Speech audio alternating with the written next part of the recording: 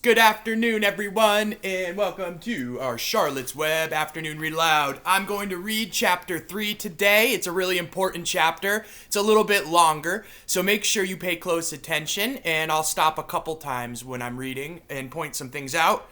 Something really important happens in this chapter, so I want you to pay close attention and see if you spot the really important thing that happens. So we left off with Fern selling Wilbur, the pig. She named her pig Wilbur, and Fern loves Wilbur. She sold Wilbur to Mr. Zuckerman, and Mr. Zuckerman is Fern's uncle, and he owns a farm down the street. So she sold Wilbur for $6. And chapter 3 is called Escape. The barn was very large. It was very old. It smelled of hay, and it smelled of manure.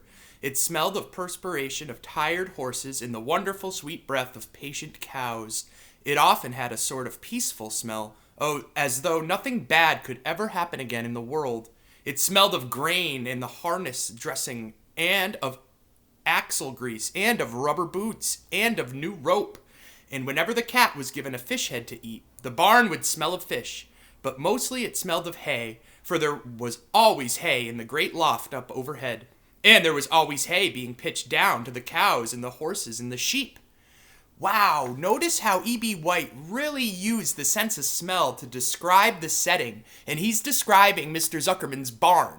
And he's talking about all the smells. And I encourage you to do that with your writing, using those senses. And I really like how he did that. Smells like a barn to me. The barn was pleasantly warm in winter when the animals spent most of their time indoors, and it was pleasantly cool in the summer when the big doors stood wide open to the breeze. The barn had stalls on the main floor for the work horses, tie-ups on the main floor for the cows, a sheepfold down below for the sheep, a pig pen down below for Wilbur, and it was full of all sorts of things you would find in barns. Ladders, grindstones, pitchforks, monkey wrenches, lawnmowers, snow shovels, axe handles, milk pails, water buckets, empty grain sacks, and rusty rat traps. It was the kind of barn that swallows like to build their nests in. It was the kind of barn that children like to play in. And the whole thing was owned by Fern's uncle, Mr. Homer L. Zuckerman. Wilbur's new home was in the lower part of the barn, directly underneath the cows. Mr. Zuckerman knew that the manure pile was a good place to keep a young pig. Pigs need warmth, and it was warm and comfortable down there in the barn cellar on the south side. Fern came almost every day to visit. She found an old milking stool that had been discarded, and she placed the stool in the sheepfold next to Wilbur's pen. Here she sat quietly during the long afternoons, thinking and listening and watching Wilbur. The sheep soon got to know and trust her. So did the geese, who lived with the sheep. All the animals trusted her. She was so quiet and friendly. Mr. Zuckerman did not allow her to take Wilbur out.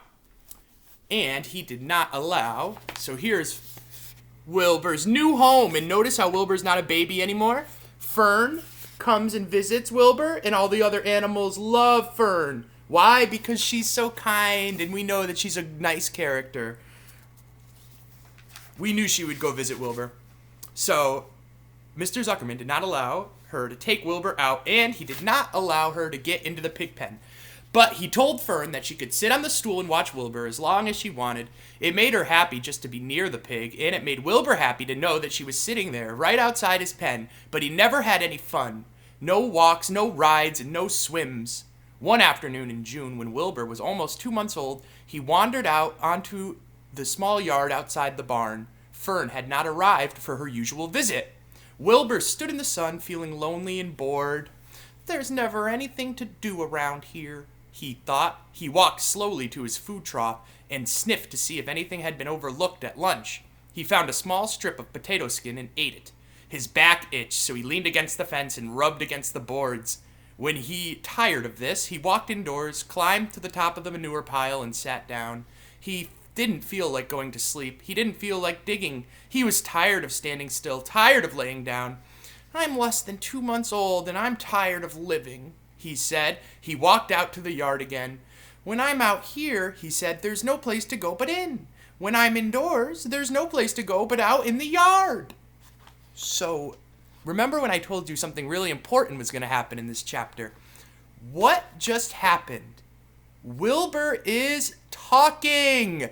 Before, the animals were not talking. It was only the humans talking. So Wilbur is talking. This is a big thing to happen. Whoa, the animals can talk.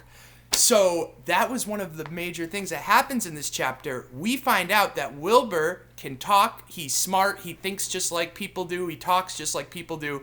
We're not sure if Fern can hear him talk, though, because Fern isn't here when Wilbur's talking. So maybe the animals only talk to each other. But that is a major thing. I hope you noticed. Wilbur's talking. When I'm indoors, there's no place to go but out in the yard. So he's kind of whining. He's a little bit of a whiner. That's where you're wrong, my friend, my friend, my friend, said a voice. Wilbur looked through the fence and saw the goose standing there. You don't have to stay in that dirty little yard, said the goose, who talked rather fast. One of the boards is loose. Push on it, push, push, push, and come on out. What? Said Wilbur. Say it slower. At the risk of repeating myself, said the goose, I suggest you come out. It's a wonderful day out here. Did you say the board was loose?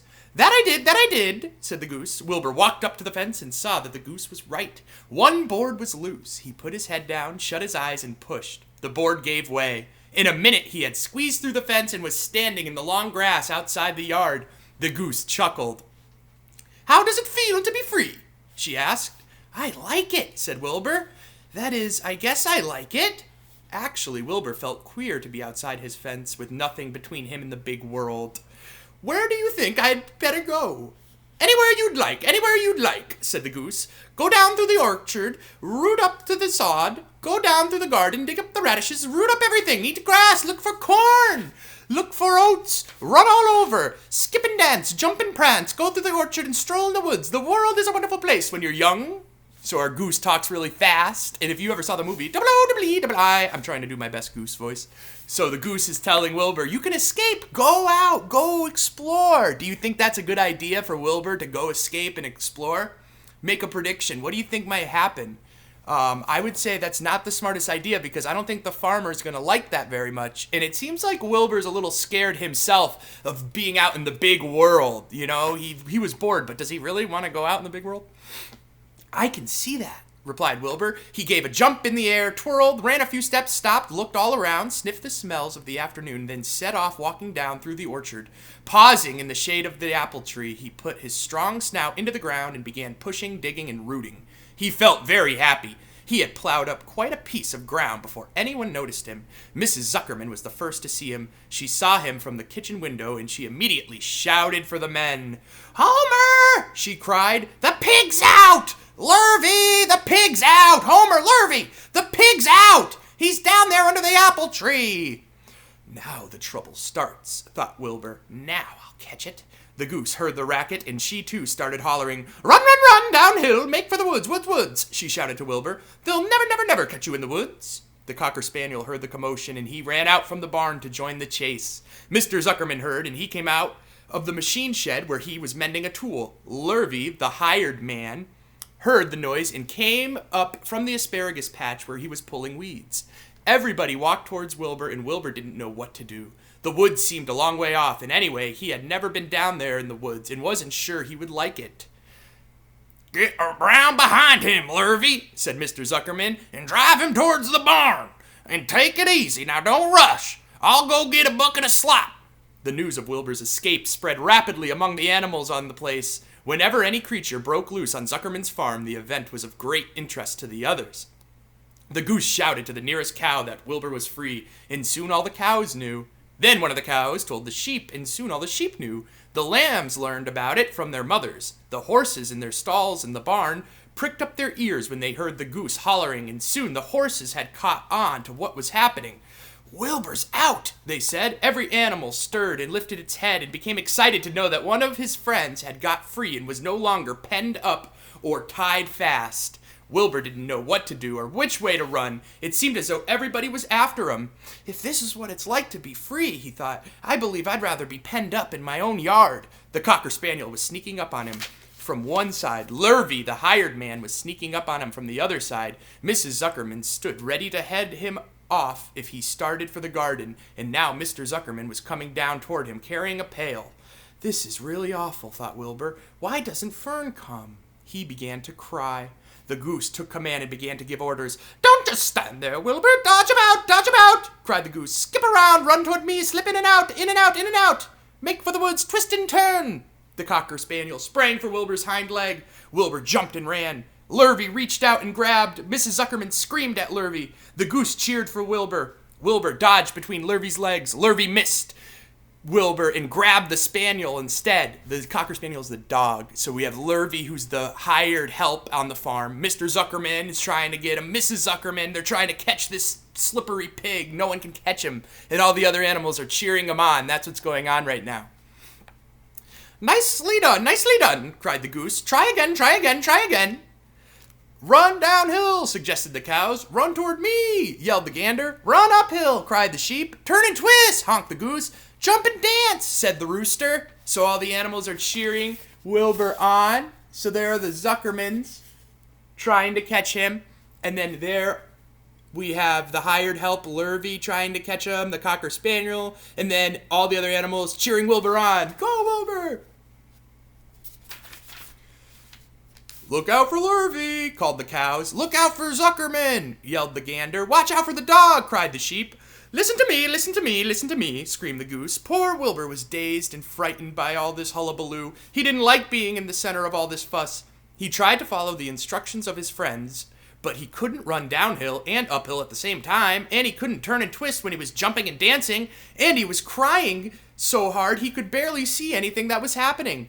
After all, Wilbur was a very young pig, not much more than a baby, really. He wished Fern were there to take him in her arms and comfort him. When he looked up and saw Mr. Zuckerman standing quite close to him, holding a pail of warm slop, he felt relieved. He lifted his nose and sniffed. The smell was delicious. Warm milk, potato skins, wheat middlings, Kellogg's cornflakes, and a popover left over from the Zuckerman's breakfast. "Come on, pig," said Mr. Zuckerman, tapping the pail. "Come on, pig." Wilbur took a step toward the pail. No, said the goose. "It's the old pail trick, Wilbur. Don't fall for it, don't fall for it, don't fall for it. He's trying to lure you back into captivity. He's appealing to your stomach." Wilbur didn't care. The food smelled appetizing. He took another step toward the pail. "Pig, pig, pig," said Mr. Zuckerman in a kind voice, and began walking slowly toward the barnyard, looking all about innocently, as if he didn't know that a little white pig was following along behind him. "You'll be sorry, called the goose. Wilbur didn't care. He kept walking toward the pail of slop. "You'll miss your freedom," honked the goose. "An hour of freedom is worth a barrel of slop." Wilbur didn't care. When Mr. Zuckerman reached the pig pen, he climbed over the fence and poured the slops into the trough. Then he pulled the loose board away from the fence so that there was a wide hole for Wilbur to walk through.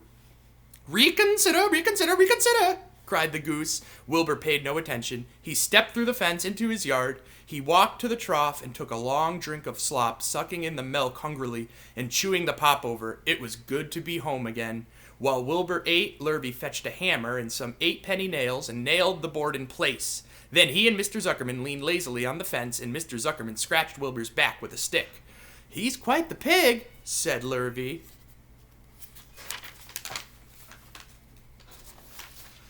"Yes, he'll make for a good pig," said Mr. Zuckerman. Wilbur heard the words of praise. He felt the warm milk inside his stomach. He felt the pleasant rubbing of the stick along his itchy back. He felt peaceful and happy and sleepy. This had been a tiring afternoon. It was still only 4 o'clock, and Wilbur was ready for bed. "I'm really too young to go out into the world alone," he thought as he laid down.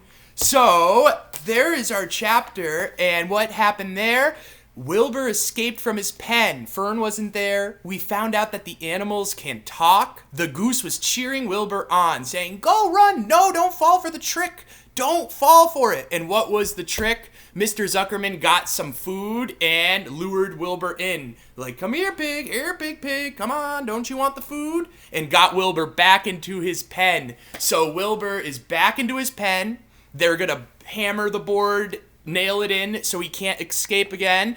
And Wilbur said, "Oh, it's good to be home." So he's still young. He really didn't want to go anywhere. He wanted freedom, but he didn't want to run away. The goose tried to tell him to run away, but he didn't listen. He fell for the pail trick. And that's where our chapter ended. I'll be sharing that doc. Remember, you can check it if you want. it might be more useful later on, just so we can keep track of our story. That was a long chapter. I hope you followed along. I hope you liked it. These animals can talk. Wilbur's quite the slippery pig. And we met the goose. There's sheep and cows. This seems like a nice farm. So our setting, we're looking at that. He did a great job describing the setting. Fern comes and visits just like we thought. So think about what might happen next and watch tomorrow.